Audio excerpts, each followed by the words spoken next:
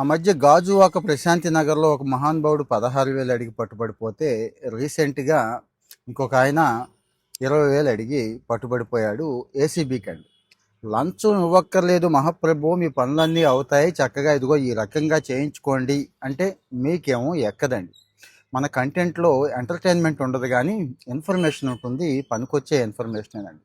మున్సిపాలిటీతో పనులు లేని వాళ్ళు ఎవరైనా ఉంటారా? మున్సిపల్ పనులు చాలా ఉంటాయి కదండి. ఈ మధ్య వార్డు సచివాలయాలు పెట్టిన తర్వాత అక్కడ 2 రకాలైన ఎంప్లాయీస్కి కాస్త, అంటే అడ్మిన్ సెక్రటరీ అని ఒక ఆయన ఉంటాడు. అక్కడ మొత్తం మీద 8 మంది ఉంటే వాళ్ళందరికీ ఇతని కంట్రోల్ అన్నట్టు. ఇతనికి కొన్ని ఉంటాయండి, అది పన్ను వేసేవి, పన్ను పేర్లు మార్చేవి, రెసిడెన్షియల్ టు కమర్షియల్ ఇలాంటివి.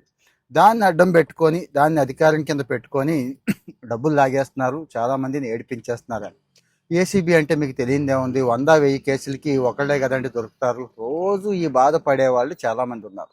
ఇక్కడ ఇంకో మహానుభావుడు కూడా ఉన్నాడు, ఆ వార్డు ప్లానింగ్ సెక్రటరీ. అంటే అందరూ కాదు, నేను మళ్ళీ చెప్పేస్తున్నాను, అందరూ కాదు, కొందరు. ఆ ప్లానింగ్ సెక్రటరీ గారు మనం ఇల్లు కట్టుకున్నా, ఇల్లు కాస్త అటు ఇటుగా ఉన్నా ఇంక మొదలెట్టేస్తారండి బేరం.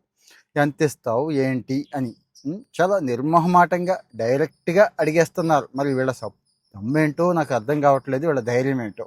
అందరూ ఏసీబీ దగ్గరికి వెళ్ళరు, అదో పెద్ద సమస్య. మన జనంలోనే పెద్ద సమస్య ఉంది, పని అయిపోతే చాలండి, డబ్బులు తీసుకున్నా పర్లేదు, డబ్బులు తీసుకున్నా కానీ పని చేసినాడు మగాడు అంటున్నారు. లంచం ఇవ్వడం కూడా నేరమేనండి, మీకు నచ్చినా నచ్చకపోయినా కానీ. సరే, విషయానికి వచ్చేస్తాను.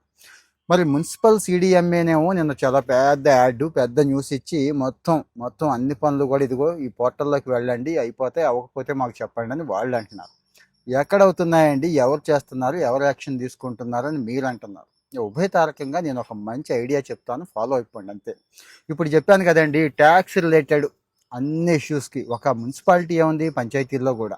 అంటే ట్యాక్స్ మార్చాలన్నా, కొత్తగా ట్యాక్స్ వేయాలన్నా, కన్వర్షన్స్ అంటే పేరు మార్పులు ఉంటాయి కదండి, అన్నీ కూడా చెయ్యకపోతే 1100 1100 1100 దానికి కొట్టేసేయండి అంతే. ఎవిడెన్స్ కూడా చెప్పండి, మీరు ఏమేం చేశారు, ఎవరిని అడిగారు, గాల్లో మాటలు చెప్పొద్దు, క్లియర్గా చెప్పేయండి. అలాగే సేమ్ బిల్డింగ్ పర్మిషన్స్ కూడా చెప్పేయండి. మున్సిపాలిటీ వాళ్ళకి ఇంకొక అవకాశం ఉంది, పురమిత్ర అని ఒక యాప్ ఉంది, అక్కడ కూడా వెళ్ళి మీరు కంప్లైంట్ రైజ్ చేయొచ్చండి. ఆలోచించండి, గవర్నమెంట్ ఎంప్లాయీ అతనేమి ప్రభువు కాదు, గుర్తుంచుకోండి, సేవకుడు, సర్వీస్ చేయడానికి వచ్చాము అన్నట్టు. సేవకులు వీళ్ళంతా కూడా ఉద్యోగస్తులు. సో అలాగని వాళ్ళేమి వంగి ఉండరు, దండాలు పెట్టాల్సిన అవసరం లేదు. కానీ మనకు కావాల్సిన సర్వీస్ మనకి ఇచ్చేస్తే సరిపోతుంది కదా, కాస్త గౌరవంగా మాట్లాడి ఆ టైంకి ఇచ్చేస్తే సరిపోతుంది కదా, అదే కదా మనం ఎక్స్పెక్ట్ చేసేది. మరి ఇలా చేసి చూడండి, దయచేసి ఇలా చేసి అప్పుడు చెప్పండి, ఈ కామెంట్లో మీ ఒపీనియన్ చెప్పండి.